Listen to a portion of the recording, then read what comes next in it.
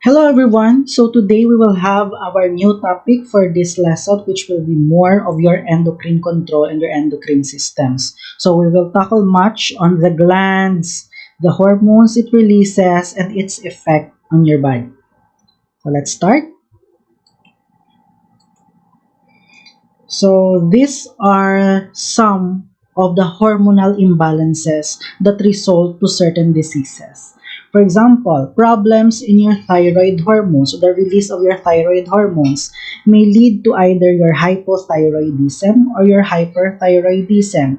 Remember, your thyroid hormones are responsible for metabolism. So when these certain hormones elevate or decrease, these conditions might happen.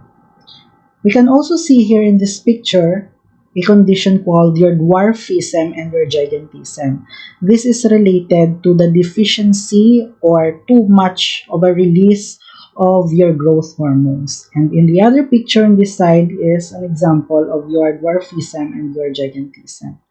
So less of your growth hormones may lead to dwarfism, and too much of it will result to gigantism. However, remember, during your teenage or after your teenage life, your epiphyseal plates, or di ba, yung discuss ta sa aton nga musculoskeletal system, that our bones, after it closes the epiphyseal plates, chances are it will stop the growth or ang imo nga height.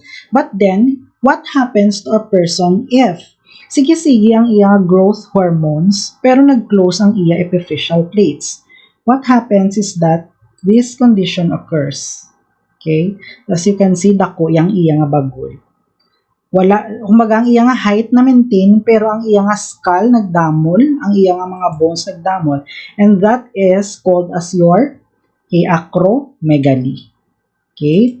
The closure of the epiphyseal plates causing the bones, kumbaga, to stop from prolonging. Kumbaga, wala na siya nagalaba, pero nagadamol lang ang tulaan ka ng iyang buto. That is your acromegaly. Okay? So we will discuss much of your hormonal imbalances in this topic. So first, let's have your endocrine system. So your endocrine system class includes the glands that secretes, of course, your hormones, which are molecules that affect the development, the reproduction, and your metabolism. So homeostatic imbalances of your endocrine system involve either hypersecretion, pwede nga damo-damo ang ginsekret nga hormone, or there will be hyposecretion. Magambalaman kita, hypo, nubo, katama ang pagsekret sang atong nga hormones. So the endocrine system is the other main communication system of the body aside from your nervous system, because it releases your hormones, which is responsible for these human bodily activities such as your reproduction, development, and your metabolism. So your glands present in the body are one of the components of your system or the endocrine system. First is you have your glands. So your glands is divided into two. We have your exocrine glands and we have your endocrine glands. Exocrine, from the word exo, meaning external, ara siya sa gwa. So releases hormones or products at the body surface or into body cavities through ducts. Baga may alagyan siya, may ducts. So what are the examples of these glands considered as your exocrine glands, external? So for example, ang ginagwaan sa inyong sweat, so your sweat glands. You also have your salivary glands, ang atong laway. We also have your mammary glands. Okay? We have your ceruminous. Magamba kita ceruminous from the word cerumen, which is your earwax. So that is an example also of your exocrine gland. We also have your lacrimal. Magamba kita lacrimal glands. Kumbaga ang ato nga tear glands na ginatawag ang ginagwaan sa ato nga luha.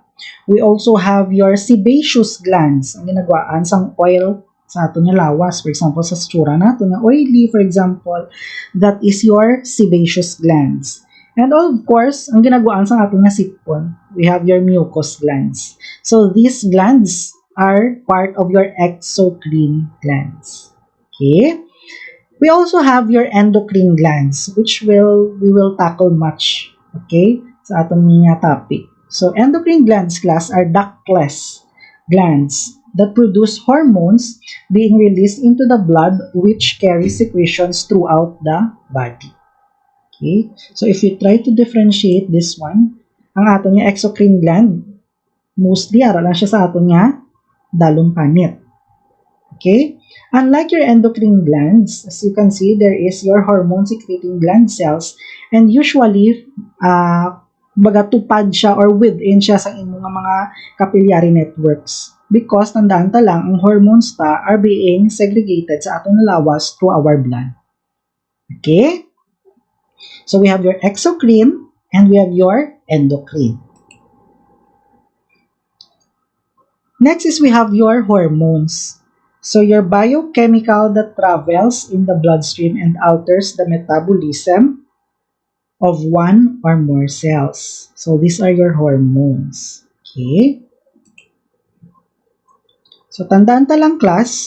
First, para mag-release ang atong hormone sa lawas, we have first your target cells and we have your secreting cells. Okay? Maghambal kita secreting cell, that is your endocrine gland. Kag hindi na pwede nga ang gina-release yung hormone, batunon lang nga batunon, sang biskan ano nga cells ta sa lawas, no. Remember that your target cells are specific in nature. That is why we have here specific receptor. Baka specific, for example, oxytocin. Ang oxytocin, matake effect lang siya sa isa ka type of cell or one or two types of cells that is more specific on that effect only. Okay? For example, oxytocin ang iya nga target is within the uterus lang or your smooth muscles. It will not affect any types of muscles because it is more specific in nature. So, first, let's have your secreting cell and we have your target cell. So, your target cells are cells with receptor proteins that respond to a particular secreted hormone. And each hormone affects only the target cells bearing the specific receptor molecules. Okay? So, as you can see, ang gina-release nga violet, dito lang siya marikta sa may violet man. Hindi siya magrikta dito sa may orange and other types of receptors. As long as it is not the target cell itself. Okay? So, class, we have two types of hormones. May duwa kita nga classes ang hormones. We have the water-soluble hormones and we have your lipid-soluble hormones. Maghambal kita, water-soluble, tubig. Okay? So, it cannot pass readily through the cell membrane and bind to receptors on the surface of the target cells. If you can still remember sa inyo nga Gen Bio 1, no? Our cells is made up of cell membrane in which more on the lipid content. Okay, bilipid layers ang imo nga cell. That is why your water-soluble hormones cannot pass easily because the layer of your cell membrane is made up of lipid. Diba? Hindi naghahalo yung tubig at yung mantika. Water and lipid. So as you can see, cannot pass. Okay? Unlike your lipid-soluble hormones, this kind of hormones pass through the cell membrane. Hapos na siya maglusot-lusot because bilipid layers ang ato nga cell membranes, makalusot lang ang lipid man. Okay? That is why your water-soluble hormones are considered as lipophobic. Magambata lipophobic, may phobia siya sa lipid. Hindi sila mag-mix nga duwa. Unlike your lipid-soluble hormones, these are considered as lipophilic. Okay? Lipophilic. Magambata kita lipophilic, naga-mix siya because pareha sila components made up of lipid. Okay? So, we have here two pictures. Sa letter A, amo ni siya ang components ng imong water-soluble hormones. So, your hormone is released from the cell, and then what happens is that it will only bind its molecule to the receptor. So that there will be hormonal attachment to the receptor site, and then the hormone receptor complex initiate changes that activates the enzymes in the cytoplasm. Kumbaga, ma-take effect lang si hormones kay tungod nga ang hormone molecule yan palapit lang dito sa may receptor. Unlike sa ato nga picture letter B class, as you can see, the hormone diffuses from the cell. Hapos na siya mag-connect, magrikta pasulod dito sa imong nga cell. It's because of its lipid layer and lipid components. Okay.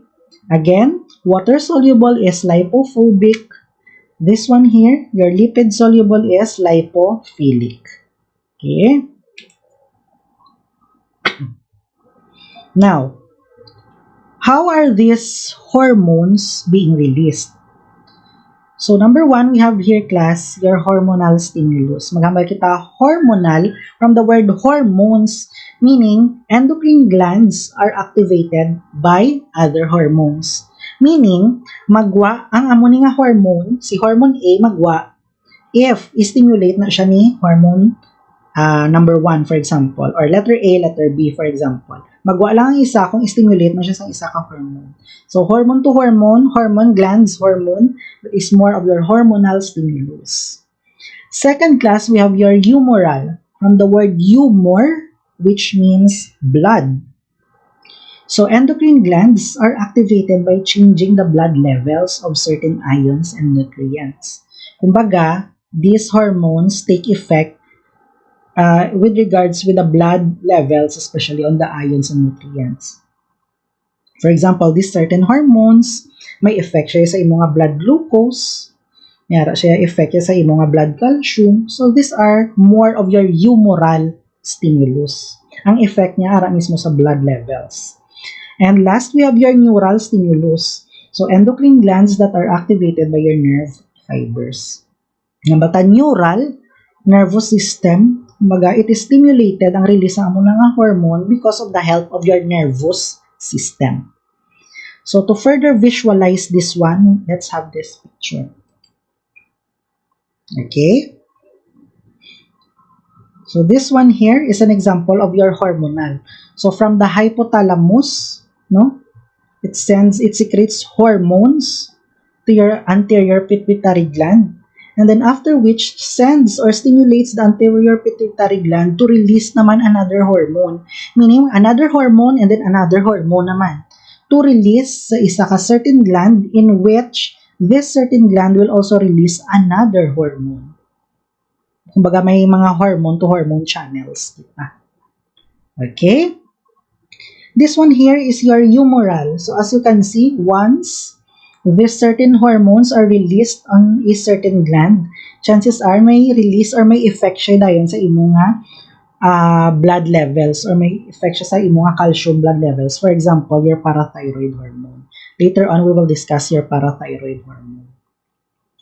And last, we have your neural. So as you can see, stimulus from your nervous system will affect the release of certain hormones or specifically your catecholamines. Later on, we will discuss that one also. So again, we have your hormonal, humoral, and your neural. First, let's have your endocrine control. So glands that secrete hormones coordinating the actions of other endocrine glands. So magambal kita endocrine control. Well, like what I've said earlier, mayara siya channels. Okay? This is more of your hormonal. Okay? So, hormones to hormones. Yan.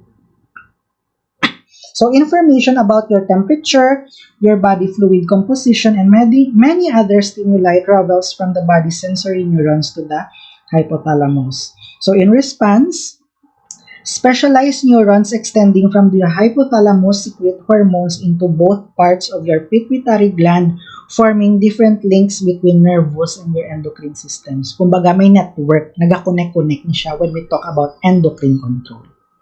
Okay? So let's have first your hypothalamus or your hypothalamic hormones. So di ba nadumduman nyo sa ato nga nervous system, pinaka-vital sa tanan is your hypothalamus because it regulates all Kumbaga, vital signs plus the function of nervous and your endocrine systems. So your hypothalamus class is the almond-sized part of the brain. Yan. So it produces multiple hormones that influence hormone production in anterior pituitary gland and also in your posterior pituitary gland. Magamba kita anterior, during our first lesson, anterior sa tubang, posterior ara sa likod. So your pituitary gland nga connected sa imong hypothalamus have two parts, the anterior and your posterior. And then this the pituitary gland class releases or stores your hormones for your body's utilization. Okay? So as I've said earlier, your pituitary gland is the pea-sized structure attached to a stalk extending from the hypothalamus. So we have your anterior and we have your posterior. So your pituitary gland class releases 7 hormones. Again, pituitary gland as a whole releases 7 hormones. Okay? So let's discuss this one by one. Let's have first the two hormones released by your posterior pituitary gland, ang sa likod. Okay? First, we have your anti-diuretic hormone. From the word diuretic, diuresis, makita diuresis, ihi. Okay?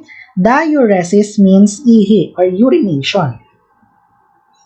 From the word itself, anti-diuretic, meaning hindi ka pagpaihihon. Okay? This is your ADH, antidiuretic hormone, or your vasopressin. So it stimulates the kidneys to promote conservation of water, returning water to blood rather than eliminating water in the urine. Okay? So for example, ara kaya sa disyerto, no? Wala bi tubig. So ano himuon sang lawas ta? It will release your ADH para i-conserve yun ang water sa imong lawas para hindi yan dugay-dugay iihi ka. Kaya kabalo siya, ang lawas mo will need too much water in a place na wala diya tubig. So there is water conservation. Anti-diuretic. Hindi ka pagpaihion. Okay? So diuresis is your urine production. And remember lang class, drinking alcohol beverages inhibits your ADH and results in output of large amount of urine. That is why, kung maghubog, di ba, notice nyo sa mga hubog, no? After nila inom, ihi sila nga ihi because remember, alcohol inhibits ADH release. Ihi sila nga ihi. Okay? Next, let's proceed with your oxytocin. So, oxytocin stimulates your mammary glands and uterus for smooth muscle contraction. Okay? Magamba kita oxytocin, this hormone contracts the smooth muscle and the uterus itself. So, I don't know if you have heard the term induce sa mga ginapabata na sa mga gabuso nga dumanog bata na gid gina-induce sila. Ang components ang imo nga induce nga bulong is the oxytocin. So para mas dasig ang contraction, the delivery, what is being given to the mother is the synthetic na oxytocin, which is the induce na part. So that is your oxytocin. And for the natural way para si mother makarelease man sa iya oxytocin, one of the best practice in the healthcare profession is to allow the mother to stimulate the nipple. So the more nga gina-stimulate ang nipple, the more nga ga-release ang oxytocin sa lawas. There is uterine contraction. Okay? And in addition, class, your ADH and your oxytocin are also called as your love hormones. Kumbaga, sila na yung responsible of having those kilig na mga feelings and emotions. Okay? So, ani nga duway ni works together. Your ADH and your oxytocin. Okay? So, paano ni siya? So, first, from the hypothalamus, it will store your hormones, antidiuretic hormone, to your posterior pituitary gland. Meaning, taguo niya sa imo nga posterior pituitary gland. And then, after which, kung kinahanglan na siya sang lawas, stimulate na to release again ang imo nga ADH, for example.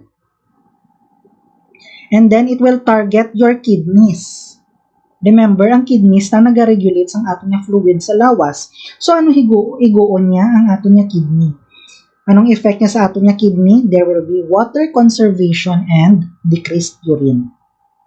Okay? Next, how about sa oxytocin? So, same. From the hypothalamus, it will be, your hypothalamus will release the oxytocin and will be stored sa iyong posterior pituitary gland.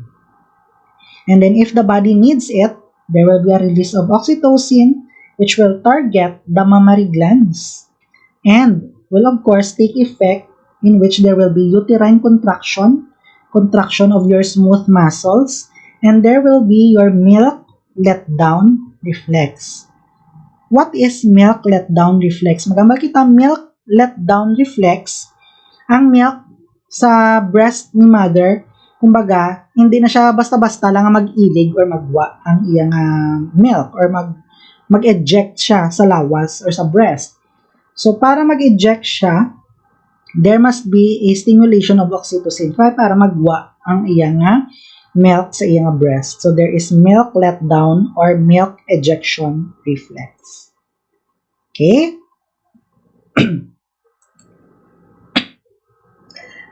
Again, sa posterior pituitary gland, duwa lang ang hormones na ginastore niya. We have your antidiuretic and we have your oxytocin. Now, let's proceed with the remaining hormones. The remaining hormones are being stored in your anterior pituitary gland, sa tuba. Okay? First, let's have your growth hormone.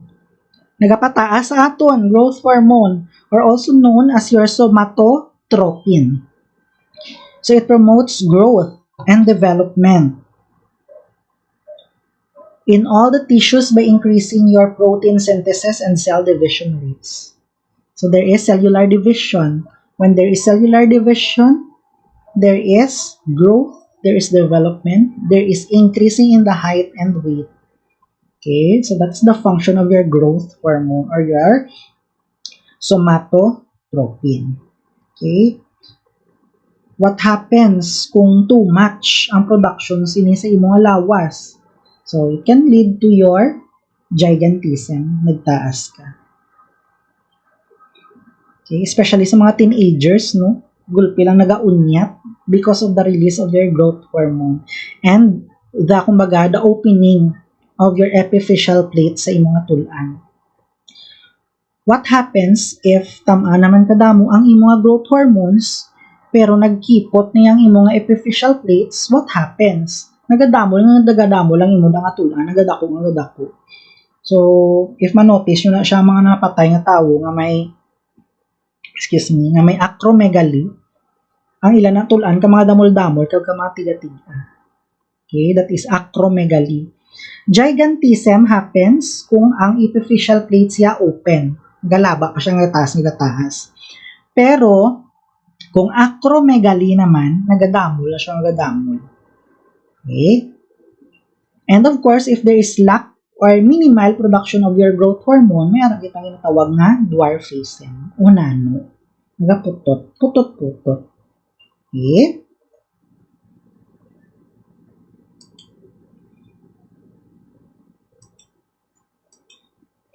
So, we have here your somatotropin, which is being stored on your anterior pituitary gland. And we have here your somatotropin being released and which will lead to your tissue sa lawas para ikaw magtaas. Now, kung sige ka taas, kag nag-close ng imong epiphyseal plates, usually, ang gakadto na or ang nag-release naman sa imong lawas is this one, somatostatin. Somatostatin is known as your growth hormone inhibiting hormone. Again, Somatostatin is also known as your growth hormone inhibiting hormone. From the word inhibiting, ginapungga niya naman ang pag-release ng mga growth hormone. So what happens is that if there is closure already on your epiphyseal plates, somatostatin nga gin-store nimo sa anterior pituitary gland will be released and will trigger all your tissues to stop the release of this growth hormone and kumbaga to stop its effect sa imong lawas. Okay? So like what I've said during our musculoskeletal topics, no? When you reach the age of 18 to 20, chances are dira na naga-close ang imong epiphyseal plates. So kung nakalabot ka na 19, 20, amo na imong height, di ka na mag-asa, masakitan ka na. Okay? Now, let's proceed with the next nga mga remaining nga hormones. Next is we have your prolactin. Okay? So, prolactin stimulates the milk production in your mammary glands. Kaginaya si oxytocin, ginapa-eject, ginapagwa, yalang niya ang gatas sa imong nga breast. Unlike ya kay prolactin, gina-stimulate kagidya ang milk production, naga-produce kagidya milk sa breast. Okay? We also have here your thyroid stimulating hormone or your TSH. So it stimulates the thyroid gland to release its hormones. So later on, we will discuss your thyroid hormones or the hormones released by your thyroid from the stimulation of your TSH. Okay. Next nga hormone na gina-release ang aton nga anterior pituitary gland is your ACTH. Or also known as your adrenocorticotropic hormone. So this one stimulates the parts of your adrenal glands to release its hormones. Okay. So tropic hormones stimulate other the endocrine glands, while your non-tropic hormones directly stimulates the target. Okay, your tropic, kuno ang ari mga tropic taniho. Adrenocorticotropic stimulates other endocrine glands pagid. Unlike the others nga non-tropic, for example, your prolactin and your thyroid, for example, it directly stimulates your target cells. Okay. So let's have this one, your thyrotropin and your corticotropin releasing hormones. Diba kagina, we have your thyroid stimulating, and we have your prolactin, and we have your adrenocorticotropic hormone. Now let's have the releasing hormones. First, let's have from the hypothalamus. From the hypothalamus, it will release your thyrotropin and will be stored to your anterior pituitary gland. Now, if your body needs hormones, especially for your metabolism, it will stimulate the thyrotropin from the anterior pituitary gland to release your thyroid stimulating hormone or your TSH, which will target your thyroid gland to release your thyroid hormones for metabolism. Okay? How about ang mother naman niya nagabusong? Okay? Or nabago na siya bata. So your thyrotropin that is stored in your anterior pituitary gland will now release your prolactin to target your mammary glands for your milk production. Tandaan ta lang, your thyrotropin can be converted to either thyroid stimulating hormone or prolactin, which is stored from your anterior pituitary gland.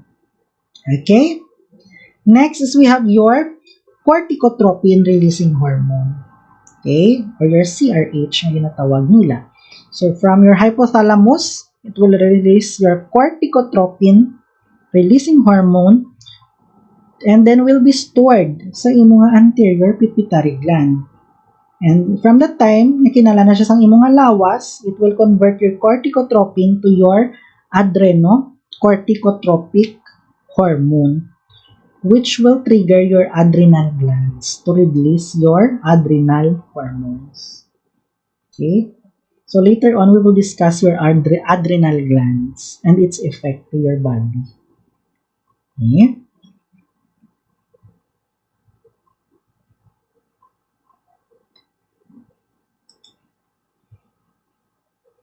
So as you can see, in this picture, this tackles much on your prolactin production. So what if ang mother, bago lang siya bata? So of course, what triggers this production of prolactin and oxytocin is of course the sucking effect of the baby. Ano ang nagaparelease ang prolactin kag oxytocin kay mother? Tandaan ta lang, the sucking reflex. Again, what stimulates the release of these two is your sucking reflex. So, prolactin is for milk production. Oxytocin is for the milk ejection or letdown. Once there is a sucking effect sa bata, chances are it will stimulate your hypothalamus to release these certain hormones so that the mother is capable of the production and release of your milk. Okay? And the fifth hormone being released in your anterior pituitary gland is your gonadotropic hormones or your gonadotropin. So gonadotropin releases two specific hormones, your FSH and your LH. Follicle stimulating hormone and your luteinizing hormone, which stimulates your gonads or your sex cells dira sa imo for secretion of your sex hormones, oocyte development or your egg cell development, and ovulation in females, and sperm production sa mga lalaki. Okay? So what happens is that from the hypothalamus, it will release gonadotropin that will be stored on your anterior pituitary gland. And kung ara ka na sa hinupang, chances are there will be the release of your follicle-stimulating hormone and your luteinizing hormone, which will take effect on your gonads, your testes ovaries, and then it will take effect on your release of your sex hormones for oogenesis and your spermatogenesis, or the creation of your egg and sperm cells. Okay? So later on, we will have specific hormones or release of sex hormones when we tackle your reproduction control. Okay?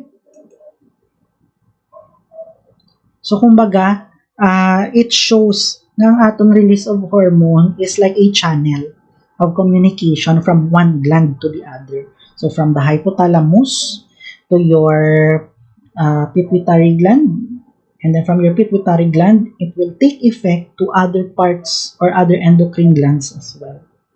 Okay, so kumbaga there is a system or a flow of hormones from one gland to the other para mag-release naman sa another hormones. Okay? Now let's have your metabolism regulation. Okay, so this will tackle much on your metabolism. First, let's have your thyroid gland. So your thyroid gland class is a two-lobe structure in the neck. Okay. So your thyroid gland hormones, we have your thyroxine, your T4, and your triiodothyronine or your T3. So these hormones increase the rate of metabolism in all your tissues. Okay? Kumbaga, siya na nag-regulate sa imong metabolism sa lawas, si T3 kag si T4. Okay? So what happens if there is a deficiency on your thyroid hormones? Tandaan ta lang, your thyroid hormones contain iodine. Okay? Which is essential for metabolism. So what happens to a person if there is decrease in the iodine sa iyang lawas? there is the formulation of your goiter, as you can see there in the picture. Nagadako ang iyang liog. Kay wala, T3, T4, naganubo man ang iya iodine sa lawas. Amo na lang ginatawag nila nga hypothyroidism kung nubo ang T3 kag T4 sa lawas niya. Kaya mayroon kita hyperthyroidism kung taas-taas naman ang iya T3 kag T4. So ano notice nyo kung ang metabolism mo dasig, taman-taman ka dasig sa metabolism mo, ano ga katabo? Ganiniwang, gapalang init ang lawas. Kaya kadasig sa metabolism. Kung wala naman yung T3 kag T4, nagatambok, ano, or lalabok, okay, that is your hypothyroidism. Okay.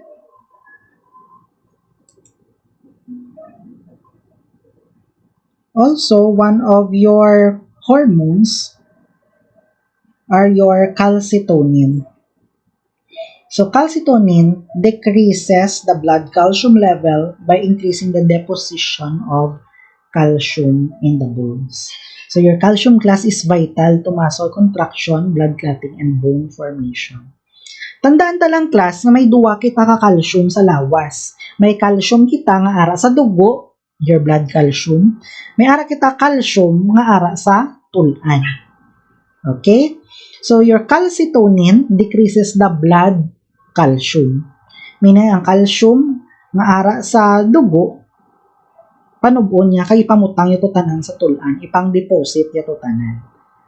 Okay? So, that is the effect of your calcitonin.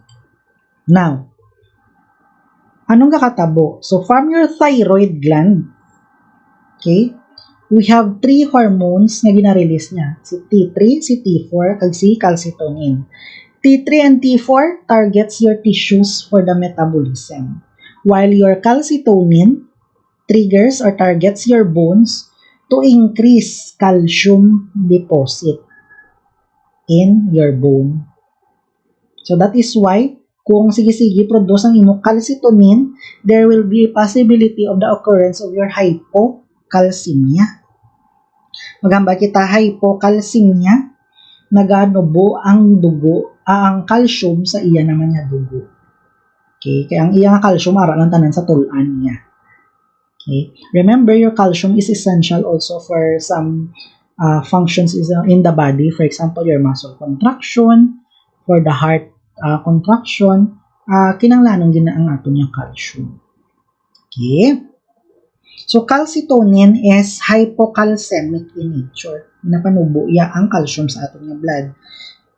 So, it is released directly to the blood in response to the increasing levels of calcium. Okay. Next. Sa sulod sa imong mga thyroid gland, may ara katada mga gagmay-gagmay. Okay? Yung mga embedded, yung mga cells or group of cells. So, 4 small groups of cells embedded is called your parathyroid gland. Kagamay-gamay. Amo na ganing kung kisa, budlay, kung magpa-opera sa mga thyroid, mga goiter, imbes nga ang thyroid gland, chap-chap po, nagkakadalasa kung kisa ni si parathyroid. So, it also has effect in your body, si parathyroid.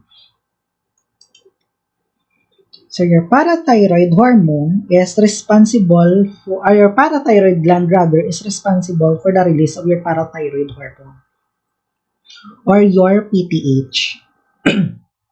So, PTH class releases the calcium from the bones and increases the calcium absorption in the digestive organs and in your kidney. So, as you can see here in the picture, let's explain this one. So, rising blood calcium levels. Okay? Let's just say, for example, ang calcium mo sa dugo, taas-taas.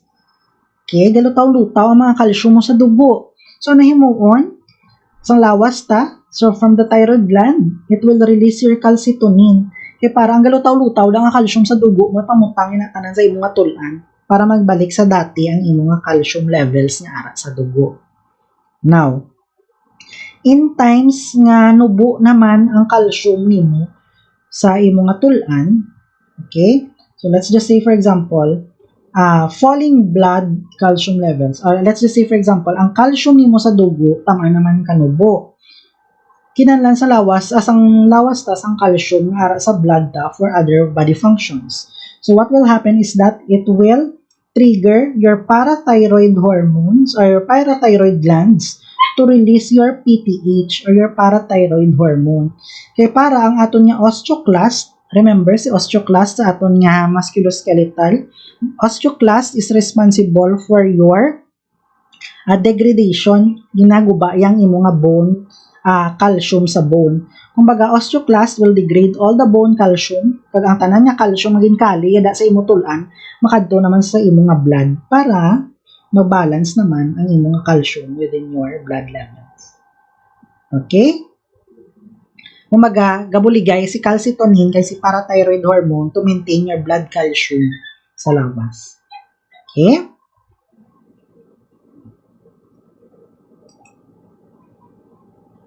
So your parathyroid gland will release your parathormone that will target your bones, of course, para mag-release calcium ang bones to your blood. That is why your parathormone or your parathyroid hormone is hypercalcemic.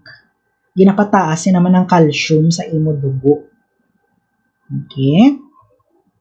This is your parathyroid gland. Now, let's have your adrenal glands. So, your adrenal glands, class, are your walnut-sized glands on top of your kidneys. So, may ara kita, adrenal glands sa babaw sa atong kidneys. The inner portion is called as your adrenal medulla. And the outer is your adrenal cortex. Okay? So, medulla and cortex have different functions and different hormones na gina-release sa ating lawas.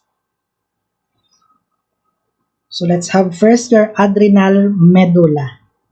Okay? Again, medulla, susunod, medul, para sa medul. Okay? So, adrenal medulla releases your catecholamines. So, what are these catecholamines? We have your epinephrine, or also known as your adrenaline. And we have your norepinephrine, or also known as your noradrenaline. So it raises your blood pressure, constricts the blood vessels, slow digestion. Catecholamines are for short-term stress response. So as you can see, ang effects ng catecholamines natin sa lawas are mostly the effect in your sympathetic nervous system. Sympathetic, fight or flight. Naga-active, nagabira-bira siya. Fight or flight. Okay? So, these hormones are stimulated by your sympathetic nervous system, helping the body respond to exercise, trauma, your fears, your excitement, and other short-term na mga distress. So, this causes the heart rate and your BP to climb. So, in addition, the airway increases in diameter, making breathing easier. Kumbaga, ang imo alagyan sang hangin, ang imo da nga airways, ginapa-open niya pagid, parang flow sang hangin sa imo dasig. Naga-active ka nga, naga-active. So that is your epinephrine and norepinephrine.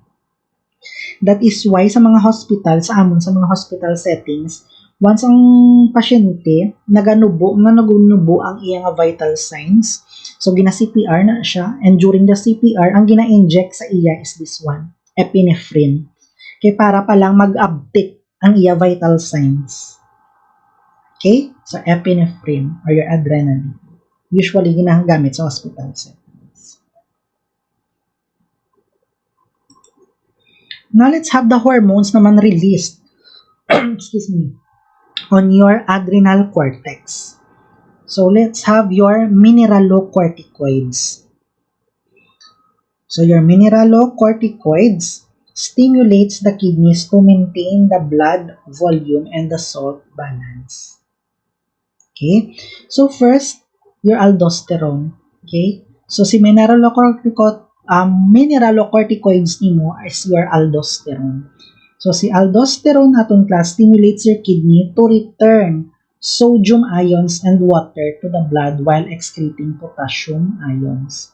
So, it also helps with the conservation of water and increases your BP or blood pressure, which is important in compensating for fluid loss from severe bleeding. Okay? So, kumbaga, ginastorya o gina-return niya ang sodium ions and water sa aton niya blood while excreting the potassium. There is conservation also of water because of the sodium niya nga absorption or reabsorption. Next is we have your glucocorticoids. So this is essential in the body's response to prolonged stress by increasing the glucose levels in the blood and all the tissues. So ang hormone nga iyang focus di is your cortisol. Cortisol is under your glucocorticoids. So your cortisol mobilizes the energy reserves by stimulating the production of glucose from amino acids. So indirectly constricts the blood vessels, which slows blood loss and prevents inflammation after an injury. Okay.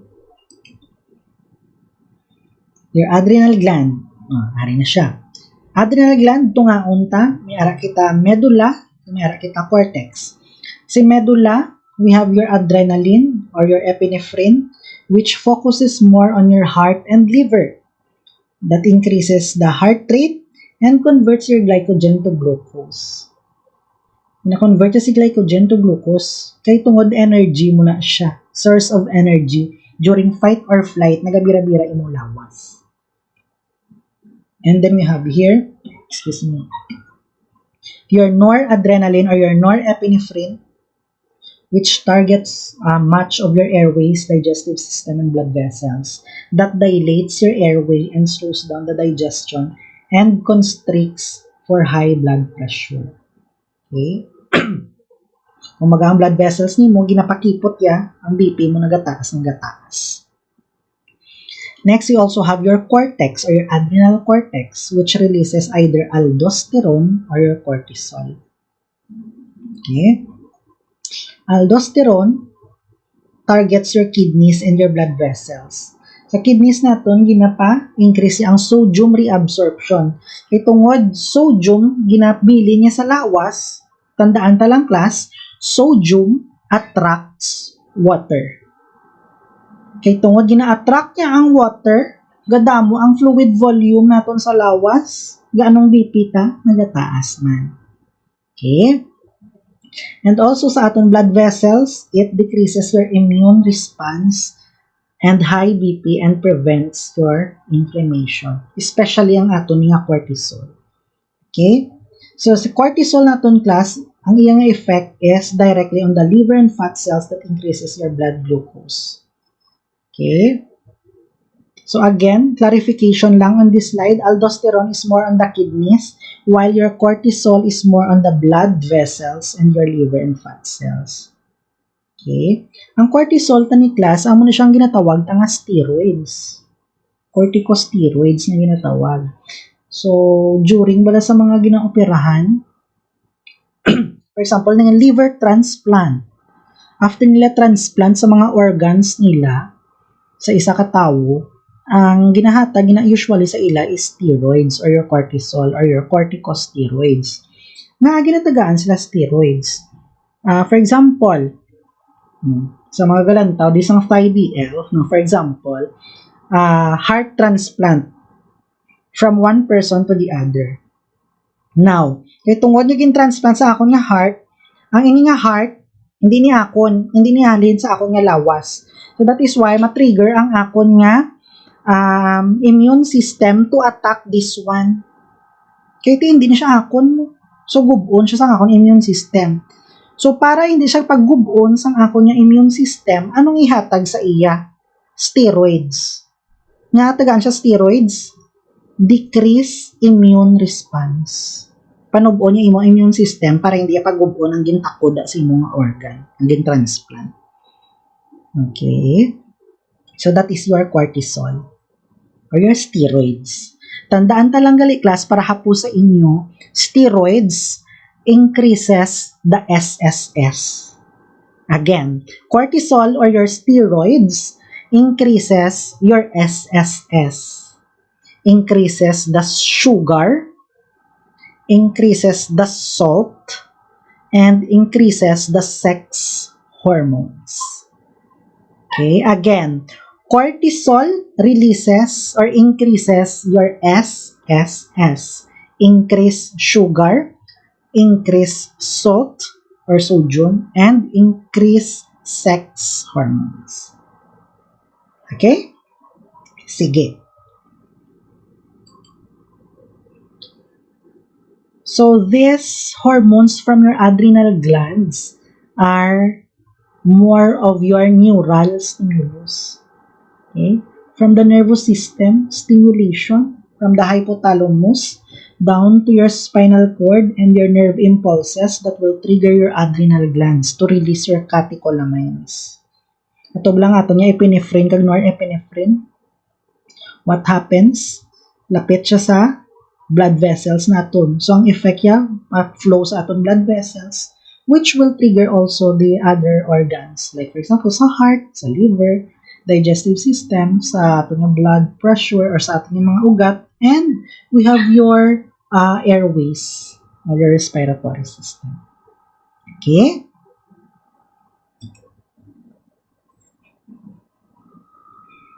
So same also with your adrenal gland. So for example, for your posterior pituitary gland, the release of your ADH and your aldosterone triggers nga, kumbaga ang gina-triggers or gina-target is your kidney to avoid urination or diuresis. ADH, ginapungga niya mag-ihi. Aldosterone, ginapungga niya man ang ihi. There is water absorption. Okay? So that is your glands. Now let's proceed with the next gland. Ari common ginis sa aton si pancreas. So your pancreas is elongated gland located beneath the stomach and attached to your small intestine. Okay? So in your pancreas, may ara kita da portion nga ginatawag nga islets of Langerhans or your pancreatic islets. So these little masses of hormone producing tissue are scattered among the enzyme producing tissue of the pancreas. So kung lantawon ta, amo ni aton nga islets of Langerhans. Hanggang sa sulod sa aton nga islets of Langerhans, may duwa kita dira ka cells na makita. We have your alpha cells and we have your beta cells. Alpha cells is responsible for the release of glucagon, and beta cells are responsible for the release of your insulin. Ano ni sila nga mga hormones? Si insulin class stimulates all cells and tissues of the body to absorb glucose from the blood. Kung may sugar kita da nga galutaw-lutaw sa ato nga dugo, ang mapa-absorb sina sa iya si insulin para konsumuhon siya for energy. And we also have your glucagon that stimulates the target cells in the liver to break down the stored glycogen and release glucose into the bloodstream. Kung kinanlan mo energy, nga wala kagida kinanan, ang ano himuon sa lawas ta is it will release your glucagon. Kasi glucagon tunawo niya da ang mga glycogen naging storya para may ara lang energy ang lawas ta. Glycogen to glucose. Okay? So that is your insulin and your glucagon. Now, pancreas has two cells, your alpha and your beta. Alpha releases your glucagon, which will target your liver for the breakdown of glycogen to glucose. Pataason niya ang sugar mo sa lawas. Unlike your beta cells, it will release insulin that will trigger your tissues to absorb the sugar or the glucose sa imo nga blood. Low blood sugar. Okay? Now let's try to have this picture. Let's just say for example, nag-exercise ka. Bira-bira ka na exercise. Kay tungod sa imo nga muscular activity, you need energy, ATP or source of energy. Nagaanong imo nga blood sugar, naganubo man, nga naganubo. So, kaya tungod naganubo siya nga naganubo, your pancreas will stimulate your alpha cells to release glucagon. Kagani nga glucagon, ano himuon niya? It will break down the glycogen to glucose sa imong nga liver para magtaas ang imong nga blood sugar. Okay? Let's just say, for example, after mo exercise, nagdakdak kayo, nagbira-bira, kaya kaon. So, nung natabo sa imong lawas, nagtaas ang blood sugar mo, ang sugar nga ara sa imong dugo. Now, kay tungod taas sa imong blood sugar, ano yung unsang lawas na? It will trigger your insulin na to stimulate your beta cells to release this insulin. And then this insulin will now take up the glucose sa imong blood. Okay? And this glucose will now be consumed and namatamat naman ma-decrease ang imong blood sugar. Okay? I know that you have heard of your diabetes term. Diabetes or diabetes mellitus or DM is a condition wherein ang aton lawas wala gina-utilize or gina-consume ang glucose sa aton nga blood. Okay? We have two types class of your diabetes. May ginatawag ta nga type 1, mayara kita ginatawag nga type 2. Sa type 1 naton class, magamba kita type 1 DM or type 1 diabetes, there is zero production of insulin. Wala ginay may nagaproduce ng insulin sa lawas. So ano nang usually nga treatment sina ina-inject sang insulin man sa tiyan para lang may insulin nga ma-consume ang sugar sa aton nga blood. Okay? So sa type 1 again, there is zero insulin. Unlike your type 2, sa type 2 naman nato nga diabetes, usually may gina-release pa sa nga insulin, pero taman kakulang sang gina-release ya para i-process sa ato nga lawas. That is why your type 2 diabetes is common on persons that are obese. Taman ka syumbok, syumbilina, syumber. Okay? And then here in the Philippines, isa sa mga greater nga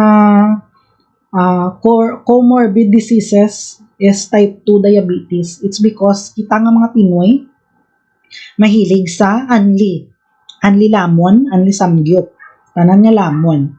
That is why gatalalambok, kadalalako. Dugay-dugay ga release to insulin pero hindi na makaya sang insulin nga gina-produce ang lawas. Diabetes type 2. Okay? So that is the difference of your diabetes type 1 and your type 2. Type 1 usually genetics, hereditary in nature. Type 2 sedentary lifestyle, kaon, kumbaga obesity. Okay? So as young as you are, please hagan-hagan sa kaon, diet. Take your diet regularly. Okay? So it will affect also your health as well. Okay.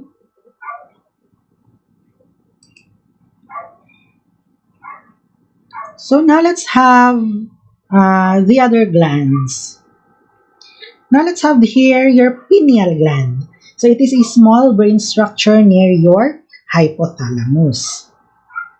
So your pineal gland is responsible for the release of your melatonin. So stimulates other endocrine glands to regulate effects of your sleep-wake cycle.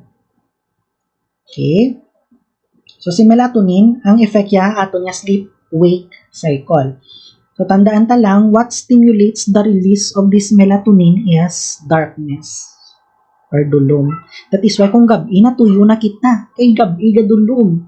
Kung dulom na ang palibot, nagamat-amat tuyo, nagataas gamat-amat produce ang imo nga melatonin. Okay? So darkness is one that affects or stimulates the release of your melatonin. So the amount of melatonin in the blood therefore tells the other cells of the body how much light the eyes are receiving. Okay? So this interaction in return sets the stage for the regulation of your sleep-wake cycle or your circadian rhythm. So that is why dapat tulog ka na within 12 midnight to 2 a.m. Kaya dira na nagabira-bira ang imo nga tinatawag na circadian rhythm. Ang circadian rhythm helps us, for the development sa imong lawas and tissue repair nga kinahanglan sa imong lawas. So, hindi sagay pulaw, dapat 12 midnight to 2 a.m. tulog ka mo sa nga oras because it regulates your health, especially on the sleep-wake and your circadian rhythms. Okay? So, there is a depression called your seasonal affective disorder. So, anong kakatabo sa isa katawo kung may ara siya? Seasonal affective disorder or SAD. So, there will be abnormal production of your melatonin. Okay? So, what happens is, kung nagadulong dira, gulpila siya nga subo. Okay? Gulpila siya nag-depress. Kung mag-ulan-ulan ang chimpo, matsyagi sa selfie na subuan man siya. Okay? Tapos kung nag-budlak na ang adlaw, lipay-lipay naman siya. Okay? So, there is a regulation with the melatonin release.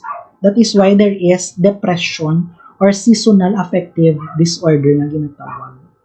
Especially if si melatonin hindi masyado regulated ang pag-produce sa lawas. So, sleep regularly. Okay? So, for your pineal gland, we have your release of melatonin which triggers your brain and the other glands for your sleep-wake cycle. Tamang tulog tayo, class, ha? And we also have class your thymus gland. So, it is located in the upper thorax and behind the breastbone. So, ara siya, si thymus gland. So, your thymus gland releases your thymosin, which stimulates the development of a special group of white blood cells or your T lymphocytes that are important in the immune response. Baga, amo naman yung kapabakod sa immune system si thymus. So, thymus releases your thymosin that triggers your lymph nodes for the development of your T lymphocytes, responsible for your immune system.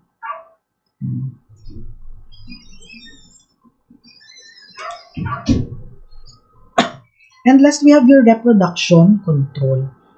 For the reproduction control, we have your ovaries sa mga babayi, sa aton yung mga babayi, and we have your testes for the males. Sa mga babayi, they have your progesterone and your estrogen. So, duwa ka hormones. Progesterone stimulates your uterine lining, hypothalamus, pituitary gland, and other tissues to regulate the menstrual cycle and prepares the body for pregnancy. Tandaan ta lang, regulation of your menstrual cycle and prepares the body for pregnancy. Okay, that is your progesterone. More siya on your menstruation. Okay.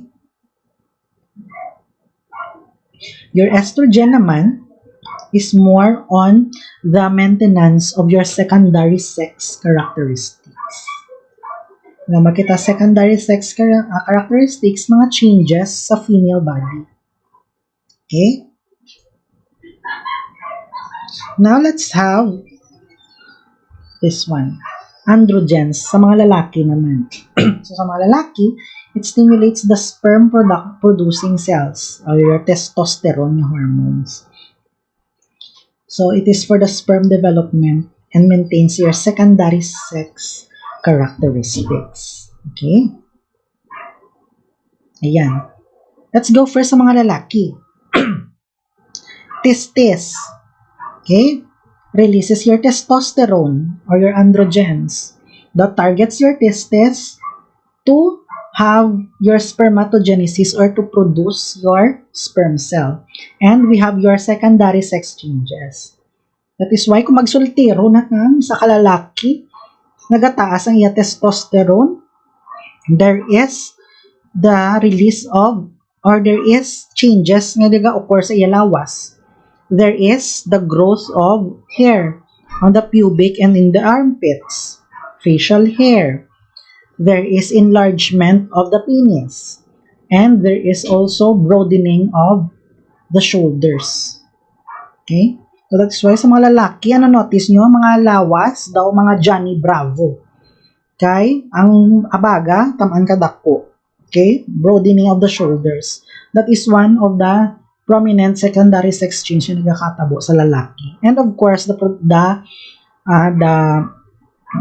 build up of your Adam's apple. And sa mga babae, of course, ovaries, release of your progesterone, which focuses much on the uterus to undergo your menstrual cycle or your menstruation. So, oogenesis and pregnancy. And estrogen, sa mga babae, uterus, which result to the secondary sex changes. Ano naman ang kakatabo sa mga babae kung maghinupang? There is broadening of the hips, nagadako ang balikawang, nagadako ang breast, nagadako si Susette de Leon. Okay, there is enlargement of the breast. And of course, there is menstruation. Okay, tandaan ta lang, ang sa lalaki is broadening of the shoulder, ang sa babae, broadening of the hips or the balikawang. Okay?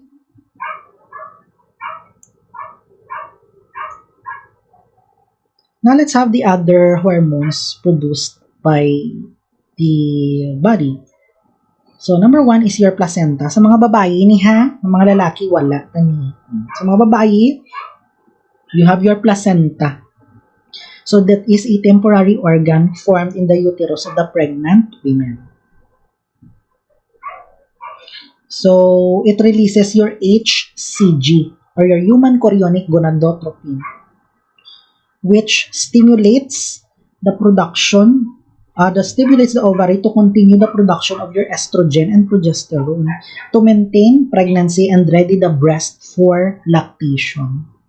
Okay? Si placenta, gali may purpose siya, ang HCG. So, sa HCG, ang kakatabo, ginamaintain niya ang pregnancy. Kumbaga, hindi mahapos madagdag ang bata, ay ginamaintain niya ang pregnancy. And then ready the breast for lactation. Ginamatamat yung breast to produce milk itself, preparing for lactation. Galing lain, maniklas, kung matamaan kas ang HCG. Kaya yung babae, ang effects ng HCG sa lawas is vomiting. Ang manabla kung magbusong kita ng mga babae, di ba nagadigwa-digwa, nagasuka-suka. It's because of the production of HCG. Okay? So, kung nagabusong ang isa ka mother, tapos sige-sige, pag yung HCG, ang kataas ng taas, possible ma-dehydrate si mother, suka, hindi siya masuka. Okay? And that is very dangerous also. Okay? So, these are just examples of your other hormones. Placenta. Okay? So, I think that ends our topic on the endocrine system and the hormones released by our body. So, I know you have lots of questions after this video presentation. So, let me get back to you on the live synchronous class na lang scheduled for the next week. And I hope that you have learned something from this topic. Make sure to do your assignments after this presentation. Okay? Thank you.